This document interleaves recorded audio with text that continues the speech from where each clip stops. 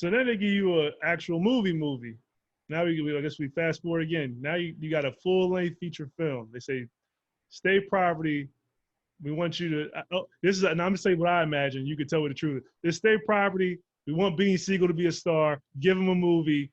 I have a feeling they didn't even have they had a loose script. I have a feeling it just was like, just make a drug dealer movie about Junior Black Mafia from Philly.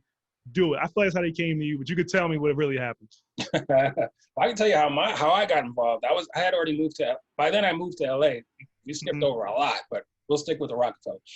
Because I've done other videos for other people. But we'll stick with them. So by then I had moved to LA because all my peoples from New York had moved to LA. And I had saw something in Source magazine about Beanie Sigel, and they were about to do something similar to Streets is Watching. And I read it. I was like, how are you going to do something similar to Streets is Watching? I'm the one who did Streets is Watching, so how come no one's asking me? So I'm trying to track down Damon in New York, and then I get him on the phone eventually. He's like, yeah, we're trying to do a movie with Beanie Sigel. And I was like, well, can you send me this? I was like, who's directing it? I don't know if they had a director or if they had a director who fell out. I don't know. I really did not know. But he sent me the script. And I read it. And it was a full script. It was called Get Down and Lay Down at the time.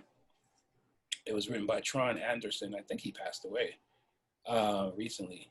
But it was a full script. So I read it, and then I get luck had it. They didn't have a director, so I was up for the film, and Lionsgate was on board, I think, to produce to be the film company. But Lionsgate was in New York, so I went out to New York, met up with Damon and Shaka. We went down and spoke with this other producer, Ron Rothhold, who he did one other movie.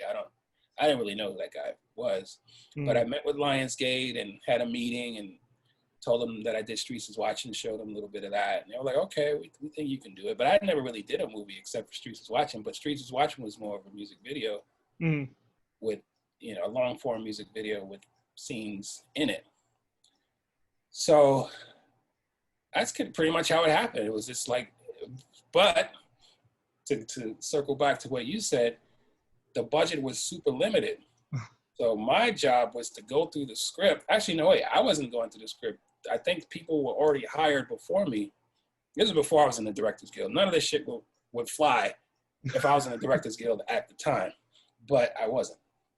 So I think the DP and maybe the line producer was already hired. Somebody was already hired, and they were just going through the script. And they're like, oh, you're here, you go through the script.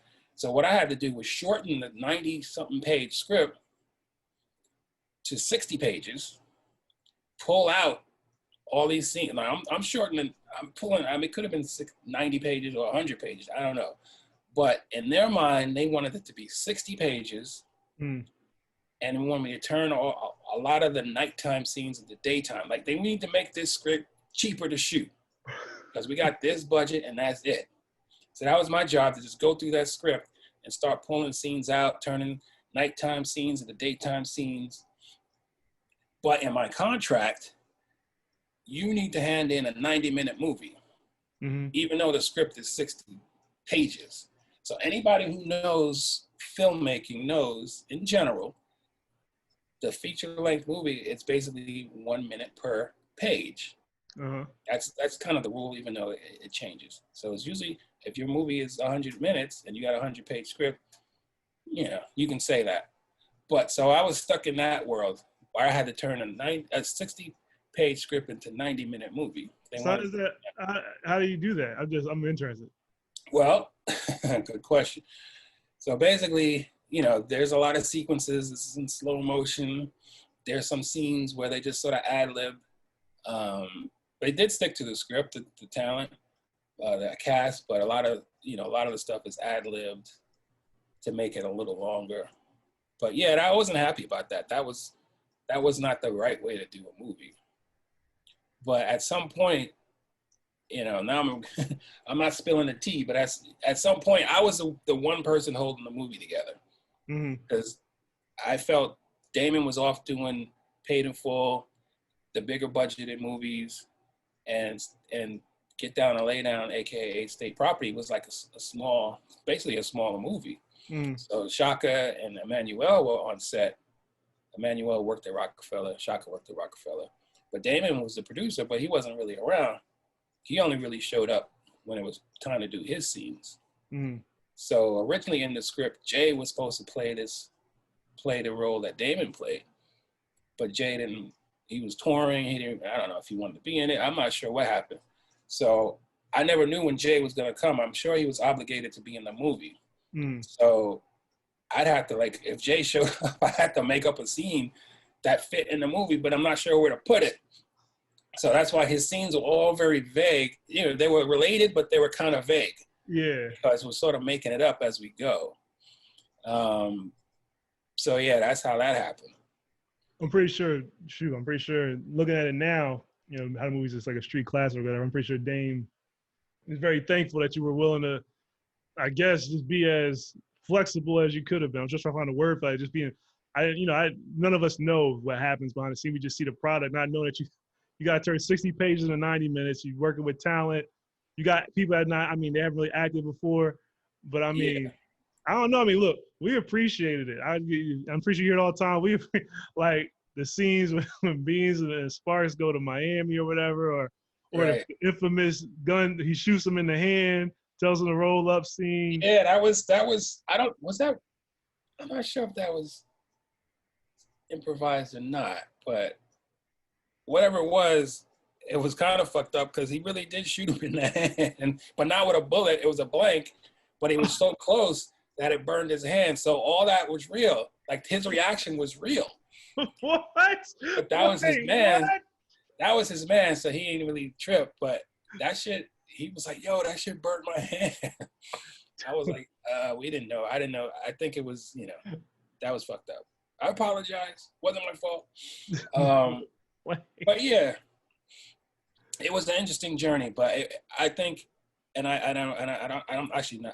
It's been long enough for me to just say I did hold the movie together because there was a lot of people on that job, and you guys know who you are, who were really just there because Lionsgate was involved, the production company. So they were just there to make a good impression on Lionsgate, but they weren't doing their jobs properly. There were some people who just should have been fired, but I didn't have the power, and I wasn't the same person as I am now. I probably would take any bullshit. But then I was just like, let's just make it happen. Let's do this movie. And I didn't get to bring my crew. If I would have had my crew from Streets Is Watching on this movie, it would have even been a better movie. It would have even looked better. But I had to work with what I was given. So, there were some good people on that job too. So I'm not shitting on anybody who doesn't deserve it. But there were some people who were just full of shit and shouldn't have been on that show. But they were there before me, so I couldn't really fire them. And it was such a short shoot. It was only 18 days to do a whole movie, and it has action, so. I didn't know that was 18 days. It was just going, dude. Like, man, it was just a nonstop. The Memphis Bleak scenes, 18 days.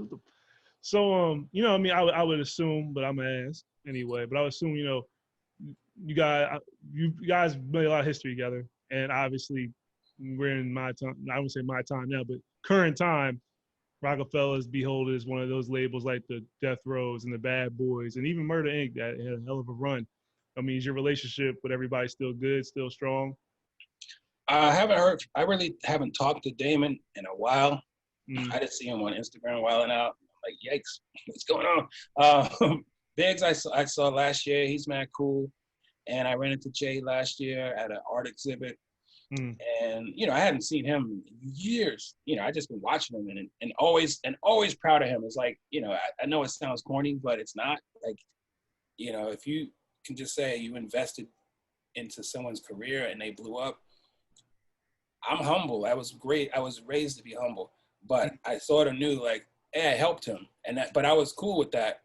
So, make a long story short, people are like, oh, how come you don't holler at Jay? It's like, well, Jay knows who I am, but Jay's doing Jay now. He's not looking back. But I had saw him at this art exhibit, Soul of a Nation, in LA. And, it was a bunch of people around him and blah, blah, blah. And I was like, I don't want to go over there and be like, hey, Jay, you remember me? So I was just like, I was about to leave. And he was like, Abdul. So I was like, oh, Wow. He saw me. I was trying to duck out. And so I went over and said, what's up? And blah, blah, blah. And, you know, security was like, who's this guy? But, you know, it was all love for that time. And, you know, that was that. And I didn't try to, you know, I think I always respect people personal space and not try to like, oh, give me a job. Hey, can I get a job? Yo, let's hang out. It's sort of like, here's my number, you know, give me a call when you get a minute, that type of vibe.